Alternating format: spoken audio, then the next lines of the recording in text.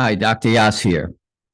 If you've been following my YouTube channel, you've noticed that the last few videos I've created actually had no video and strictly audio.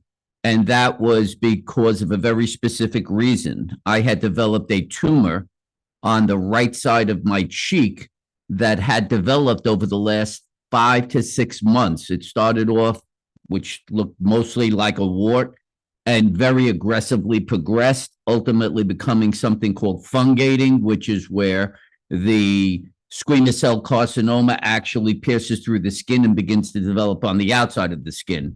And it just kept growing and growing and growing. Eventually, I sought care. A PET scan was performed, and it was determined that surgery was going to be required to get rid of the tumor.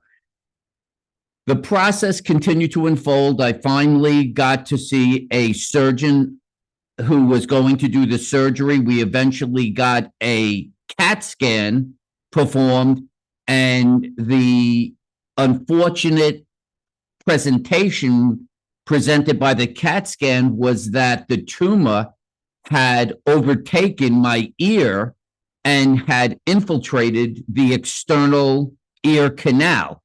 It had entered my ear. And because of this, the surgeon felt there was no alternative but to actually take my ear. They were going to have to take the entire ear, and what was going to happen was they were going to kind of bore a hole in the external canal to make sure that all the tumor had been removed. And as a result of this, it was going to affect my hearing. So at one point, I was told that I was going to be losing both my ear and some aspect of my hearing. And for weeks, I had to process this, and this was extremely, extremely hard to deal with. And I had given myself over to God. I had found enlightenment 4 years prior to now, and I believe that I am controlled through the hand of God, and that everything, my life is basically a continuum that is directed by God. And so I basically live in the idea that everything I do happens for a reason, and there is an answer to all. And so I found peace with that. And I was hoping that I would find peace with the idea that I was going to lose my ear and part of my hearing. And then a miracle occurred. I was supposed to have surgery on November 9th, which was this past Thursday. About 3 weeks ago, I was treating a client that had seen me for several months. I had been treating him for back pain on and off. And he had come in 3 weeks ago and said, "Oh, it looks like the tumor got a little bit smaller." And so to show you what it actually looked like at its worst,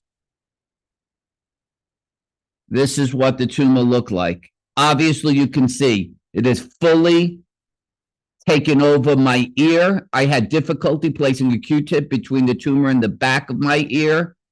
The entire canal of the ear was hidden by the tumor, and that's why they had decided that surgery was needed to the point of taking the ear and affecting my hearing. And so this guy says, "Oh, I think it looked a little smaller." Now, this is 3 weeks before surgery. So I thought, maybe he's just being nice to me, and I don't know. I don't know what to think. And then every day from that point forward, I kind of looked at my face, and I did begin to see less and less of the tumor and more of my ear. And it continued to happen. And for anyone who has gone through a tragic event, your life gets very small just within the tragedy, and reality becomes blurred. And I swear to God, I thought my ear was growing. I actually had my brain convincing me that my ear was growing, and that's what I was seeing. And I kept looking at it day after day and after day. And so the Monday before the surgery, which was this past a week ago, literally a week ago today, I felt I had to reach out. So I tried to reach the surgeon, and he didn't get back to me quickly. So I contacted my oncologist, the one who had seen this at first, done the original PET scan, and then referred me for surgery. And thank God, he said, please come over the next day. Let's see what's going on. So this was Tuesday last week. I got another CAT scan performed, and the CAT scan proved irrefutably that the tumor had shrunk substantially. And he said to me, do you think you would like to delay the surgery? You know, you're scheduled for it in 2 days, or you can have the surgery, or you can just wait. And clearly, with the understanding that this thing is shrinking, I thought, well, this would be great if it simply came off my ear. Then that would confirm there's nothing wrong with my ear, that in fact, there's nothing, it hadn't penetrated the ear canal, and I'll end up just needing surgery on my cheek. And so just to show what this looks like now, certainly yesterday, here is the picture of it.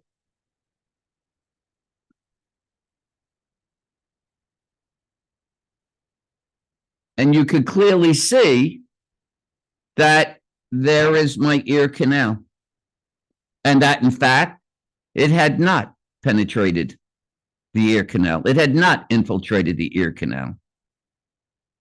And therefore, the surgery that was going to be performed to take away my ear and affect my hearing was going to be completely unnecessary. Now, I don't know how anyone could say that this is not a miracle. And I don't know if you could tell, but it's continuing to shrink further and further. And this is going to get very, very small. The reason being, the oncologist said that there is a blood supply that's required for the tumor to exist. The blood supply apparently has died, so now the tumor is dying. So there is a logical explanation for this, but the fact that there was a delay in getting the surgery, which led me to extend it out from October 12th to November 9th, is basically the miracle that occurred. It was the fact that it was delayed, which created the time frame to where the blood supply for the tumor could die. And therefore, the tumor was going to die now. So I want people to understand that even in 2023, miracles do occur. I believe I'm living proof of a miracle that has occurred. And it still, to some degree, feels surreal to me.